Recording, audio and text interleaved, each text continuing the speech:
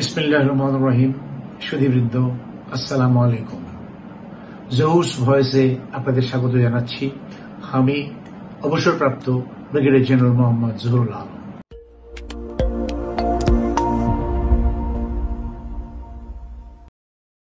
আমি আজকে যে বিষয়ের উপর আলোচনা করতে চাচ্ছি সেটি হল প্রধান উপদেষ্টার বক্তব্য বনাম জাতীয় নির্বাচনের রোডম্যাপ। দায়িত্ব কার? বর্তমান সরকারের ১০০ দিন পূর্তিতে সম্প্রতি প্রধান উপদেষ্টা ডক্টর ইউনূস জাতির উদ্দেশ্যে ভাষণ দিয়েছেন। সেই ভাষণে তিনি আগামী নির্বাচন অনুষ্ঠানের কোন রোডম্যাপ উল্লেখ করেননি মর্মে বেশ কিছু মন্তব্য আমাদের নজরে এসেছে। এছাড়া তার বক্তব্যে বর্তমান সরকারের মেয়াদ ৪ বছরের কম হবে এমন একটা কথা নিয়েও তুমুল আলোচনা চলছে। বিষয়টি ক্ল্যারিফাই করে তার প্রেস সেক্রেটারি একটি বক্তব্য দিলেও আলোচনা থামছে না। অবশ্য এটা একটা ভালো বা পজিটিভ দিক আছে।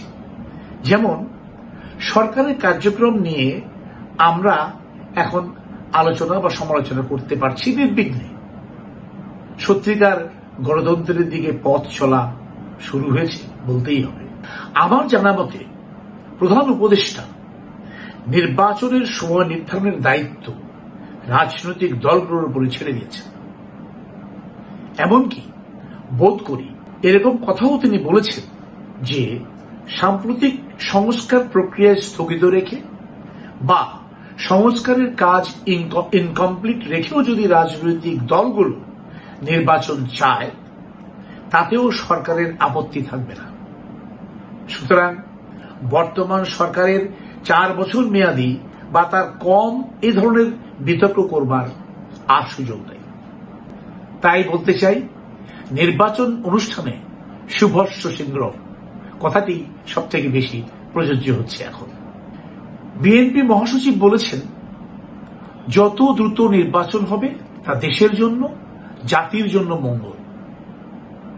বিএনপির অন্যান্য সিনিয়র নেতৃবৃন্দ যথাশীঘ্র সম্ভব নির্বাচন অনুষ্ঠানের উপরে মতামত ব্যক্ত করেছেন। কোন কোন স্থানে দেখলাম বিএনপির পক্ষ থেকে আভাস দেওয়া হয়েছে যে এই ডিসেম্বরের মধ্যে আগামী নির্বাচনের রোডম্যাপ ঘোষিত না হলে আগামী জানুয়ারি থেকে বিভাগীয় সম্মেলন করে তারা দ্রুত নির্বাচনে দেওয়ার জন্য সরকারের উপর চাপ সৃষ্টি করার পদক্ষেপ নিতে পারে। ইন্টারেস্টিংলি অন্যান্য রাজনৈতিক দলগুলোর কাছ থেকে বিষয়টি নিয়ে স্পষ্টভাবে সাম্প্রতিক কোন মন্তব্য বা বক্তব্য আমাদের নজরে আসেনি।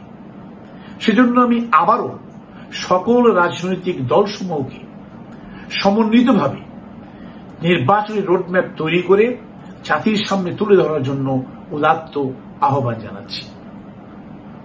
আমি বিএনপিকেই এই বিষয়ে অগ্রণী ভূমিকা নেয়ার জন্য উপযুক্ত মনে করছি। সুতরাং তারা সকল রাজনৈতিক দলের সাথে আলোচনা করতে পারেন, সকলের মতামতের ভিত্তিতে নির্বাচন অনুষ্ঠানের একটা নির্দিষ্ট সময় নির্ধারণ করে ঐকমত্যের ভিত্তিতে একটা রোড ম্যাপ তৈরি করা যায়। সেখানে এক বা একাধিক অপশনও থাকতে পারে। ২, উক্ত ঐকমত্যের রোড ম্যাপ নিয়ে সরকারের সাথে আলোচনায় বসুন। সরকার তো বল এখন আপনাদের কোণে দিয়ে দিয়েছে। আমার বিশ্বাস, রাজনৈতিক দলের নিকট থেকে সরকার যদি নির্বাচনী রোড ম্যাপের প্রস্তাব পায় তবে ওই সকল প্রস্তাবের পক্ষে সরকারও ঐকমত্যে পৌঁছাবে এবং সেক্ষেত্রে জাতি একটা ঐকমত্যের নির্বাচনী রোড ম্যাপ দেখতে পাবে। নির্বাচনের তারিখ বা সময় নির্ধারিত হলে বা ঐকমত্যের রোড ম্যাপ তৈরি হলে প্রথমত সরকার উক্ত সময়েই নির্বাচন দিতে বাধ্য হবে বা নির্বাচন দিতে কমিটেড থাকবে। দ্বিতীয়ত রাজনৈতিক দলগুলো নির্বাচনে অংশগ্রহণের জন্য টাইম অ্যান্ড স্পেস ক্যালকুলেশন করে তারা যথাযথভাবে নির্বাচনে অংশগ্রহণের প্রস্তুতি সম্পন্ন করতে পারবে। আমি বিএনপিকেই আবারও এই ইনিশিয়েটিভ নেওয়ার জন্য যোগ্য মনে করছি এবং দ্রুত পদক্ষেপ নেওয়ার জন্য তাদের বিশেষভাবে অনুরোধ করছি। সবাই ভালো থাকুন। আল্লাহ হাফেজ।